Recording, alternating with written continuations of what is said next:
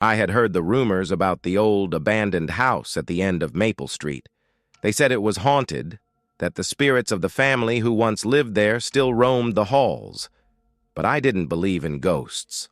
I was a rational person, grounded in reality, and I was determined to prove the rumors wrong. One gray, overcast afternoon, I decided to explore the house.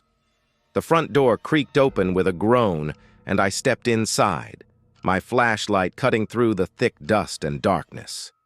The air was musty, and the silence was oppressive. I could hear every step I took, the sound echoing through the empty rooms. As I moved through the house, I found nothing but old furniture and cobwebs. The living room, kitchen, and bedrooms all held the same eerie emptiness. Nothing unusual. Just an old, forgotten house. But then I found the door to the basement. I hesitated for a moment, staring at the door. It was slightly ajar, as if inviting me in. I pushed it open and descended the creaking wooden stairs. The basement was cold and damp, the air heavy with the smell of mold. My flashlight flickered, casting long, dancing shadows on the walls. In the far corner of the basement, I saw something that made my heart skip a beat.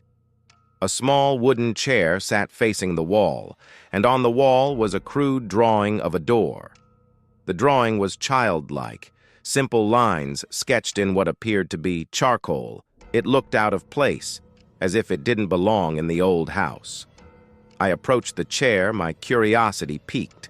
I reached out to touch the drawing, and as my fingers brushed against the wall, I heard a faint whisper behind me.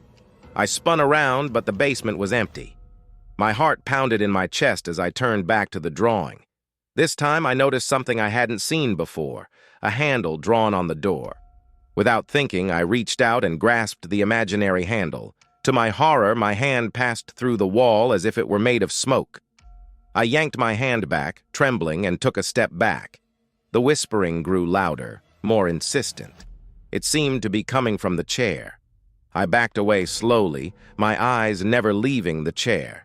As I reached the stairs, I turned and fled up the steps, slamming the basement door behind me. I didn't stop running until I was out of the house and back in the safety of my own home. That night, as I lay in bed, I couldn't shake the feeling of being watched. I rolled over, trying to get comfortable, but froze when I saw it. In the corner of my bedroom, a small wooden chair facing the wall, and on the wall, a crude drawing of a door. The whispers began again, and this time, they were inside my head.